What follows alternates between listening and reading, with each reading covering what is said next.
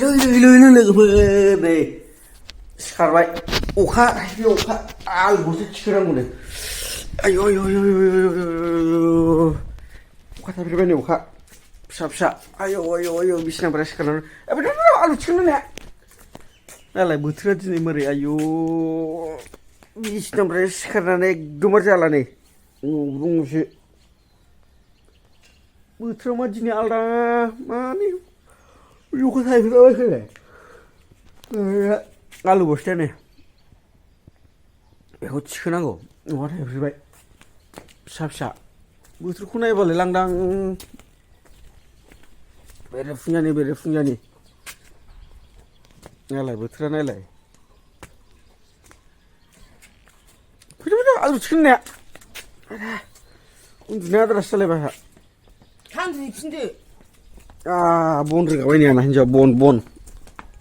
बन गोरान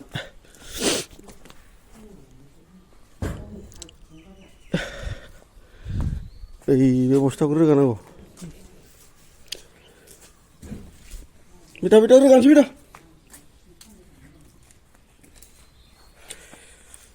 गोजांबाय नै उथिमा रु हमथारगौ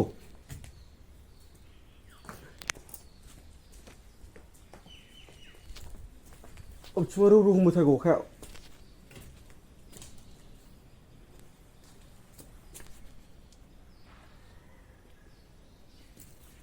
अबेबा साइड मोनसे रु हमथारगौ गोजांबाय उन्दुनाय आद्रा जालायबाय दिनै बन रोगादों नै बन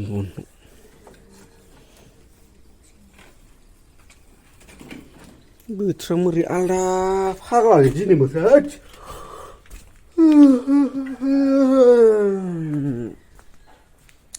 सोरथिं बबे साइडथिं अखा बायदि थाइफेरखो लोगोफोर खोन्थाहरदो इयाना माबायदि फिसा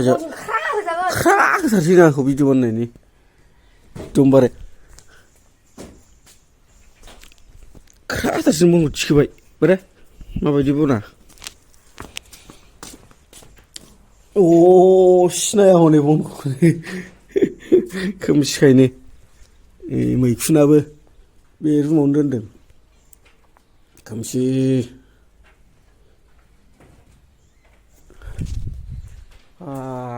लोगोफोर बुरजाबावदो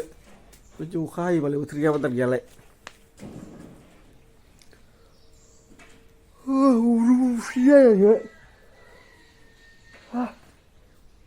मोखांबो सुवाखै हाथायबो सुवाखै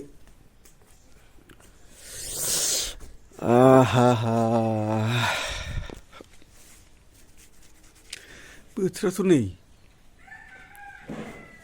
जोमैयानो गैया फिसाल' दङ जोमैयानो होमबाबो अखा थाइफ्रिलाबायबाय आरोना हानाय नंलान्दां थाइफ्रिलांनो ओरैनो नमनाल' खालामदोंदां खुदाखौ बन थिखोलाजोब्बाय नै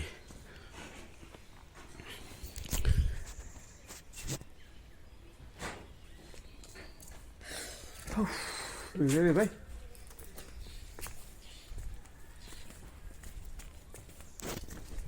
गैला दोनदां बनाबो रोगाखांबायबो दां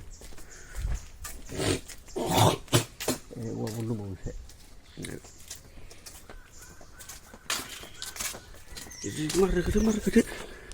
मारखोदो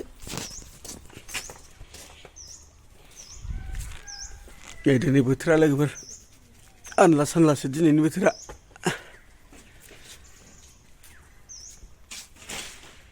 सानलाखासो बोथोरानो नै